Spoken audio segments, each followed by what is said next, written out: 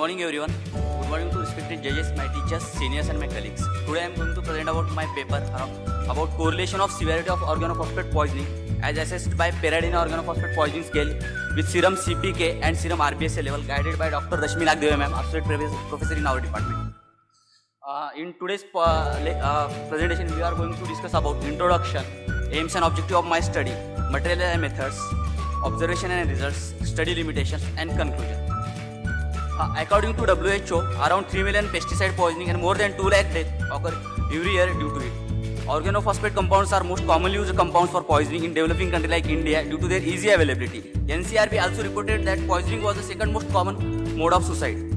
As we know that CPK level and glycemic status of the patient are altered in patient with OP poisoning, so that due to rhabdomyolysis and muscle weakness, level of CPK increase, and due to oxidative stress, there is hyperglycemia. So this study was undertaken to estimate newer, cheaper, easily quantifiable biochemical markers like CPK level and to assess glycemic status of OP poisoning patients at the time of admission and correlating it with severity of OP poisoning as assessed by Peradeniya organophosphate poisoning scale.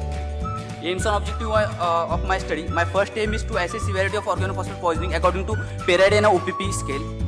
To correlate severity of organophosphate poisoning with serum CPK level, to correlate severity of OP poisoning with serum random blood sugar levels. This study is hospital-based prospective observation study done in tertiary care hospital in Maharashtra on 104 patients admitted with history of OP poisoning in medicine wards, fulfilling inclusion and exclusion criteria. The eligible patients were initially subjected to POP scale and classified according to mild, moderate, severe, then investigated for serum cholesterol, CPK level, RBSA level, and then these investigations are correlated with the scale. This is a POP scale, consists of mild, moderate, severe, having score 0 to 11. Coming to observation and results, our study included 104 patients, out of which 55% of cases were male, 44% cases were female. Male to female ratio observed 1.3:1. Maximum number of cases were observed from age group 21 to 30 years, that is 34 cases. Now came with the distribution of cases according to compound consumed at its mortality. As this chart shows, monocrotophos was the most commonly consumed compound in our study, that is 31 patients consumed monocrotophos, and out of this most 6 patients expired. Total duration of hospital stay in the patient with hospital duration more than 15 days, there were total 14 patients, and out of this 11 patients expired, which signifies more the hospital duration, more the mortality. In my study, there were 46 patients in mild category, 36 patients in moderate, and 22 patients in severe categories. On comparing the POP scale with ventilator required and mortality, out of 1 patient in mild category, no mortality was observed and only 1 patient required ventilator. On 36 patients in moderate category, 16 patients required ventilator and 4 patients expired. Out of 22 patients in severe category, 18 patients required ventilator and 15 patients expired.